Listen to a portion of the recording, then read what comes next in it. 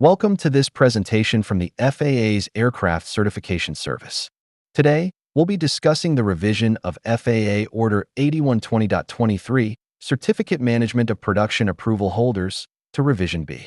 FAA Order 8120.23 provides guidance and assigns responsibility for implementing the Aircraft Certification Service's certificate management related to production activities of manufacturers and their suppliers that produce products and articles. This revision is part of a broader effort to streamline documentation, clarify responsibilities, and align supporting policies across related FAA orders and advisory circulars. Whether you're involved in manufacturing, airworthiness certification, or regulatory compliance, these updates are designed to make guidance more intuitive and easier to apply. Let's begin by exploring what has changed, why it matters, and how it affects your day-to-day operations. The purpose of the Aircraft Certification Service System Oversight and Delegation Outreach Program is to disseminate consistent information to applicable personnel. Outreach briefings are not designed, nor are they intended to substitute formal, informal, or on-the-job training.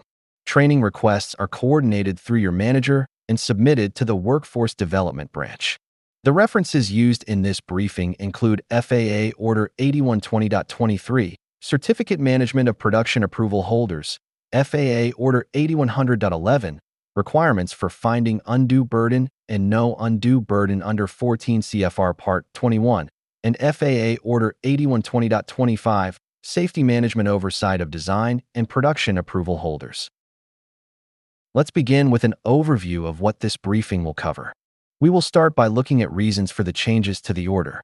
Next, we will provide an explanation of changes from a high-level overview perspective. Finally, we will provide an explanation of changes that were driven by the Office of the Inspector General, OIG, policy recommendations. We will start by looking at reasons for the changes to the order. The first reason was to incorporate the Office of the Inspector General report recommendations in response to Report AV20250002. The recommendations incorporated numbers 1, 2, 4, 5, 6, 8, and 12. Next was to incorporate the Safety Management System for Oversight, 14 CFR Part 5, into the order. We also incorporated directive feedback entries received since release of the last revision to the order. Finally, clarification changes were implemented to help set the foundation for modernizing policy, format, and IT solutions.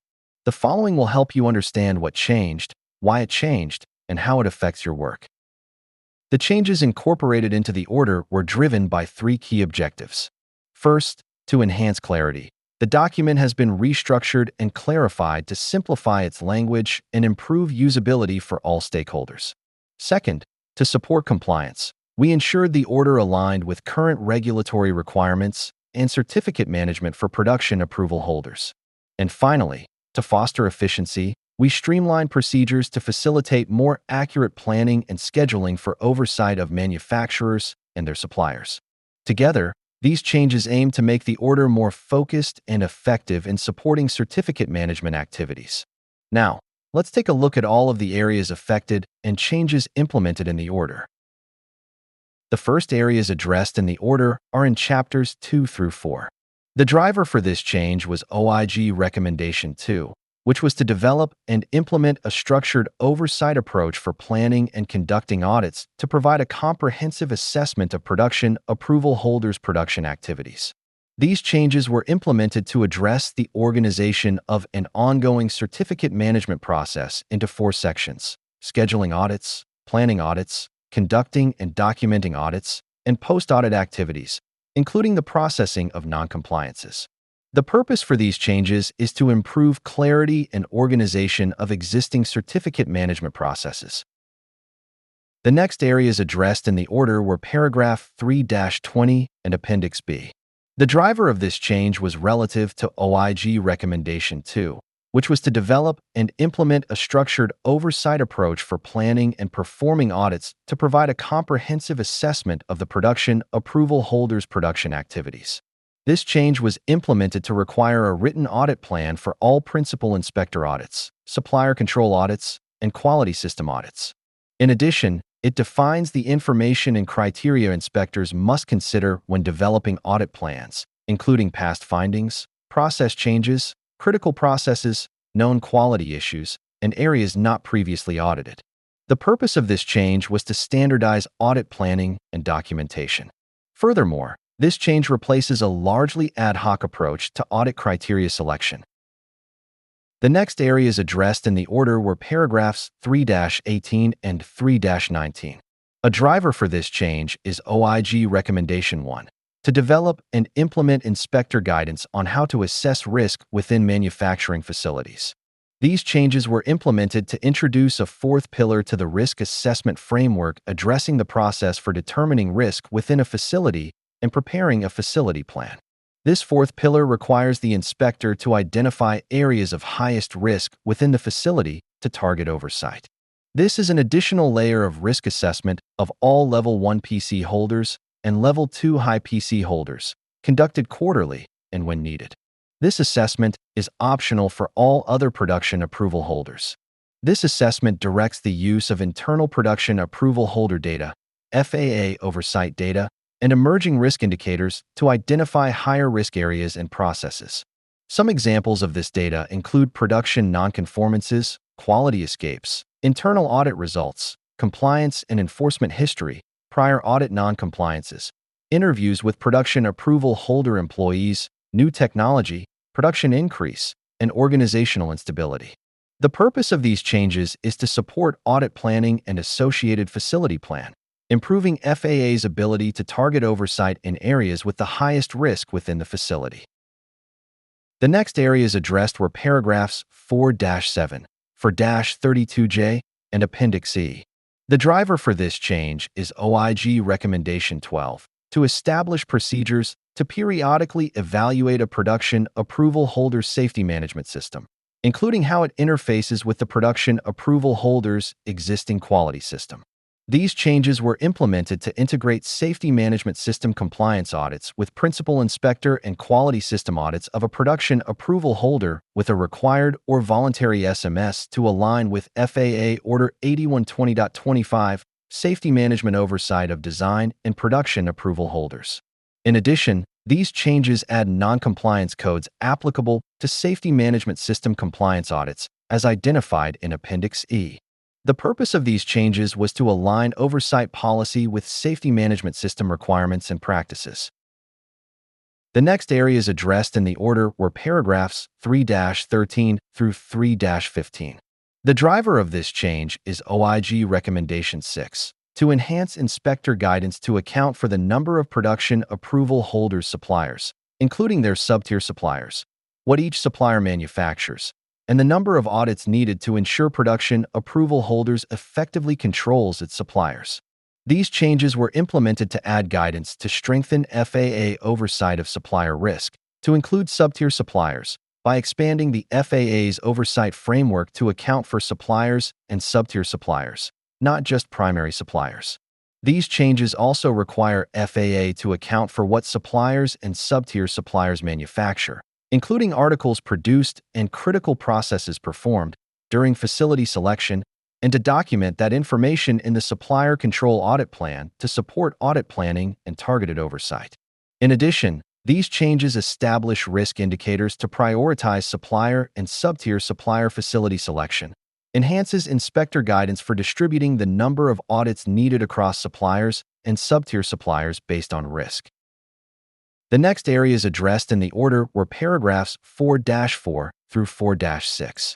The driver of this change is OIG Recommendation 5, which is to revise guidance requiring inspectors to evaluate a production approval holder's risk assessment of suppliers, including sub-tier suppliers, and incorporate the results of those assessments into the FAA's audit planning.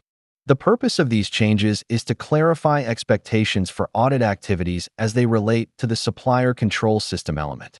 These changes were implemented to enhance guidance for auditing a production approval holder's supplier control procedures and reinforces the requirement to document that information in the supplier control audit plan to support audit planning and targeted oversight. These changes greatly expand and emphasize the FAA's role in evaluating the production approval holder's control of its suppliers that focuses on confirming the production approval holder has established, documented, and is effectively executing processes that address supplier control. The next areas addressed in the order are paragraphs 3-14, 3-25, 4-16, Appendix B, and Appendix L-17.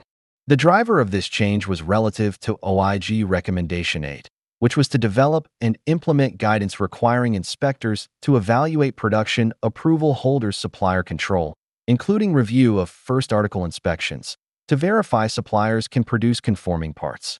These changes were implemented to define first article inspection and emphasizes first article inspection under the inspection and documentation criteria during product audits. This change also supports more focused oversight of manufacturing changes, new suppliers, and critical production activity where process capability must be demonstrated. The purpose of this change is to improve consistency in product audit execution, supplier control audits, and audit planning. The next areas addressed in the order are paragraphs 3-28, 4-8, 4-17, and 4-34b. The driver of this change was relative to OIG Recommendation 4, which was to clarify the defining isolated and systemic findings and how inspectors should categorize these findings. These changes were implemented to emphasize the review of previous findings as part of ongoing certificate management and shifts the determination of systemic or isolated findings at the end of an audit. In addition, definitions were updated to further distinguish systemic from isolated noncompliances. The purpose of this change is to improve consistency in categorizing findings, support appropriate corrective action, and help address repeat noncompliances across audits. The next changes are addressed in Chapter 6. The driver of this change was direct stakeholder feedback to remove references to Aircraft Certification Audit Information System and replace it with a general term. These changes were implemented to replace Aircraft Certification Audit Information System with the Oversight Information System as the reference to the Certificate Management Information Tool.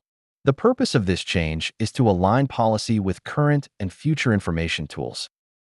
The next area addressed in the order is in Appendix F. The driver of this change was a Policy Office initiative. These changes were implemented to move the Quality System Audit Auditor Appointment and Training subpart from the main body of the order to Appendix F. The purpose of this change is to improve document structure and readability. The next areas addressed were paragraphs 3-24 and 3-25. The driver of this change was stakeholder feedback. These changes remove Table 3-3, applicability of product audit criteria to product audit areas, minimum.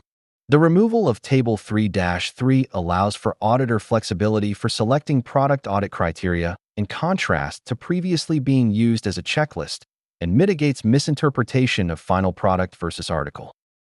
The next area addressed in the order is Chapter 5, Section 7. The driver of this change was a Policy Office initiative. These changes remove determining undue burden or no undue burden to align with FAA Order 8100.11, requirements for finding undue burden and no undue burden under 14 CFR Part 21. The purpose of this change is to maintain consistency with governing FAA policy. The areas updated in the order were changes or revisions identified in figures and tables to reflect revised policy and processes. The drivers of this change were Policy Office initiatives and stakeholder feedback. The changes occurring in the order include Figure 2-1, Certificate Management Lifecycle Process. Figure 3-1, 3 Pillars of Risk Assessment, changed to Figure 3-1 for Pillars of Risk Assessment, and Figure 3-2, Risk Level Determination Process. The tables affected in the order include Table 3-1, Ongoing Certificate Management Audit Minimum Requirements, and Table D-1, Quality System Elements, changed to Table E-1, Quality System Elements. Finally, one FAA form was updated. FAA Form 8120-14, Production Approval and Certificate Management Activity Report. The purpose of this change is to align with updated directive content. Before finalizing the order, The FAA coordinated the directive for a stakeholder review. This included a review by FAA internal stakeholders, including the Office of Chief Counsel and external public stakeholders. All comments received were reviewed and dispositioned before the directive was finalized for publication. This coordination helped ensure the final directive was legally reviewed, operationally practical, and responsive to stakeholder feedback. For assistance, please contact the appropriate Policy Servicing Office or Certificate Management section for questions. The Policy Servicing Office for the Order is located in the Policy and Standards Division, AIR 600. Certification Management sections are located within the System Oversight Division, AIR 800. To find your Certificate Management section, visit www.faa.gov and type Locate an Office into the search bar. To summarize, the Order implements the OIG recommendations, enhances clarity, supports compliance, and fosters efficiency across policies and documents. We've covered the drivers, explanations, and purpose of changes to the Order. These revisions reflect a coordinated effort to make FAA directives more intuitive and better suited to today's operational environment. Thank you for watching.